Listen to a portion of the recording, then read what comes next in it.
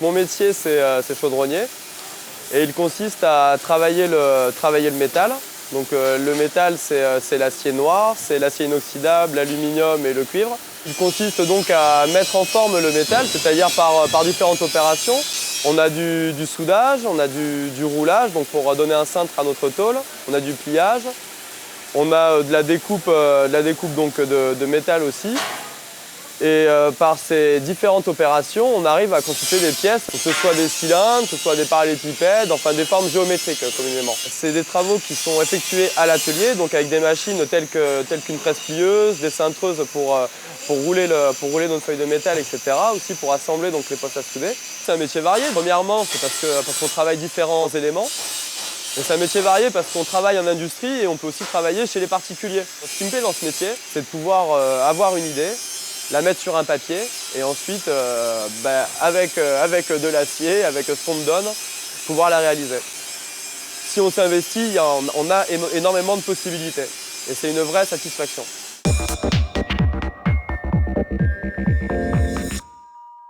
Notre entreprise, c'est la société ARC. On est une société de chaudronnerie. En ce qui concerne le développement durable, il y a 3 ans, nous avons refait notre cabine à peinture qui était une cabine à peinture liquide, qui utilisait des solvants, beaucoup d'émanations, pas très écologique. Donc nous sommes passés à du thermolacage. Actuellement, on attaque un chantier pour le nettoyage des pièces métalliques avant peinture et le décapage des aciers inoxydables. Il y aura un séparateur pour séparer l'eau et les acides au niveau du rinçage et puis du rejet final. On va faire attention au gaz qu'on utilise lorsqu'on prend un poste à souder, à l'électricité qu'on prend. On a un tri qui se fait, c'est le tri de nos métaux qu'on utilise.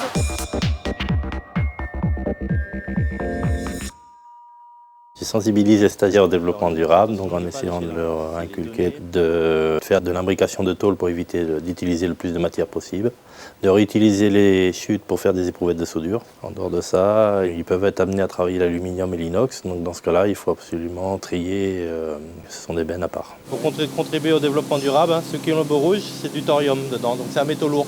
Donc ça, on ne doit pas les jeter, il faut éviter d'utiliser. Donc maintenant, ils les ont remplacés par ceux-là, où il n'y a plus de thorium dedans. Voilà. La soudure est exactement la même, ça fait les mêmes effets. D'utiliser les logiciels de traçage effectivement pour avoir un gain de temps. Plus on est précis et moins on recommencera, donc on va consommer beaucoup moins de matière. On les sensibilise à ce que les pièces sortent le plus propre possible de l'atelier, prêtes au montage pour ne pas les retoucher après sur chantier, ce qui nous amène aussi un gain de temps et de nuisances sonores. Donc l'autocontrôle, ça sert à quoi? Vous pouvez me le dire un peu?